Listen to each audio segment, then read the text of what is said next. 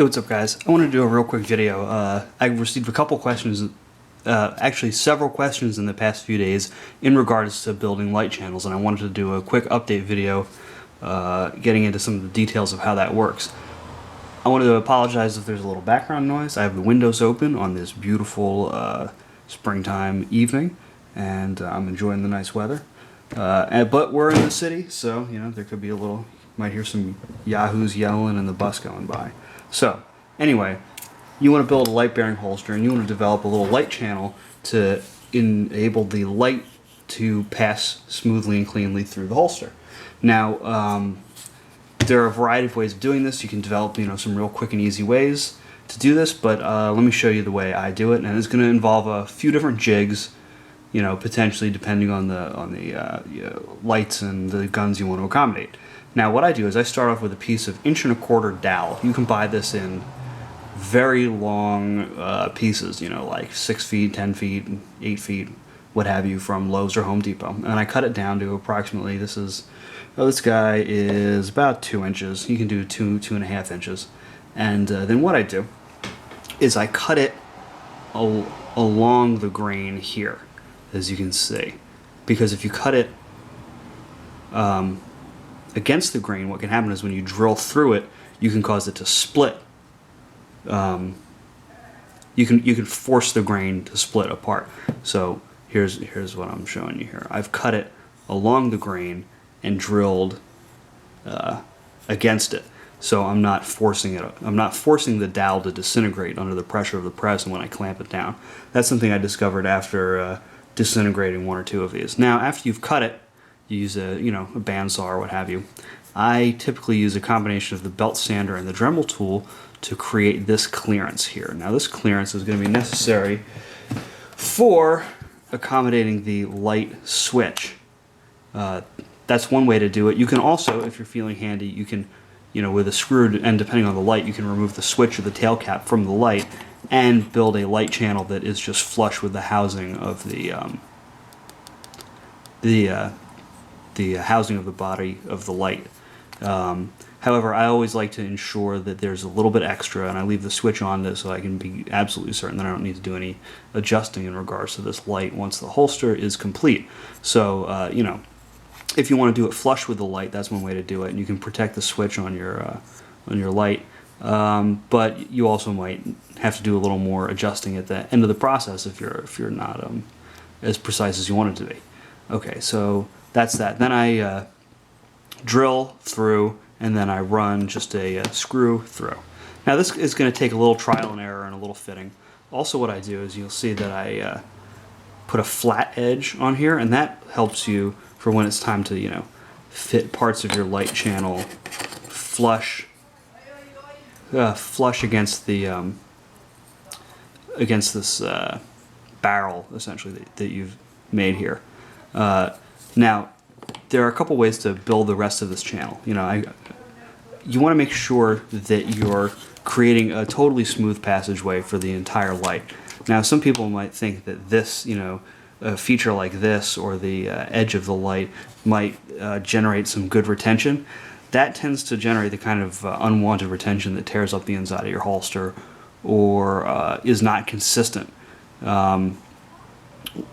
Also, depending on, this could be, several degrees different, depending on how tightly you clamp it down on the gun or who's using it or what have you. So I try to take this out of the equation. I take all of these edges out of the equation, and when I want to generate retention on the gun, you see this area here, this little angle where the bezel sticks out? That's what I aim for. I'll just heat up the Kydex and put like a little dimple in there, and that will generate plenty of retention without any kind of tearing or wear. Now, on this face of the gun, wherever there's like a lock or a feature like this, what I try to do is I start off with a piece of, this is just 3/4 inch, I picked this up because it has like a nice little bevel on it. It's 3/4 inch screen trim. You can buy this in 10-foot segments. It's just some cheap pine. You can also, depending on the light that you're trying to accommodate, you can use like a piece of 1/4 inch or 1/2 inch dowel. And these are you can very well modify these. I mean, and all of these are going to involve a little bit of time on the belt sander, so you can get it to fit flush. You know, see, obviously here, like that doesn't fit flush. So what I would do is I would probably take the belt sander and just put an edge on there so that this does fit more flushly along there. But you know, so like I was saying, I wouldn't necessarily use this on this face of the assembly because I'm not addressing this feature here. What I would do is I'd take that screen trim and you shape it with your saw or your belt sander or what have you, and I would make a piece that fits into my assembly more like this, so that it's relatively flush with the light passageway, and it also obscures these features on the light, so that we now have a relatively smooth channel for the assembly to pass through. On the other side, we don't have to address that quite as much. What we do have to do is take into account that this portion of the light, the bracket, is going to cause some retention issues. So what I would do is I would take a piece of screen trim and create a nice light channel that is sympathetic to the appearance of the gun.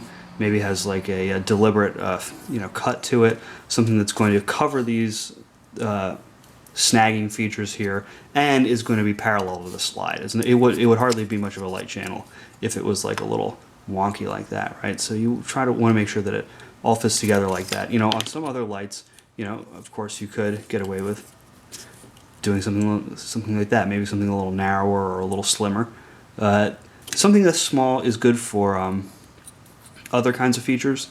It does have a tendency maybe to bend, or actually a really soft wood will entirely crush or deform in the press. You can get a slightly strange looking light channel. So now that we're here like this, I have this guy all set up and ready to go. Now obviously if you're dealing with like a 1911, that's going to have a different clearance in here than say Glock. Let's see if I can grab one right here. Right, obviously a Glock is going to have a much thicker trigger guard, so you're going to need to build a different light channel to fit that. It's going to be hard to make them universal. So at any rate, what I do then is I just tape these up, tape it in place, and I'm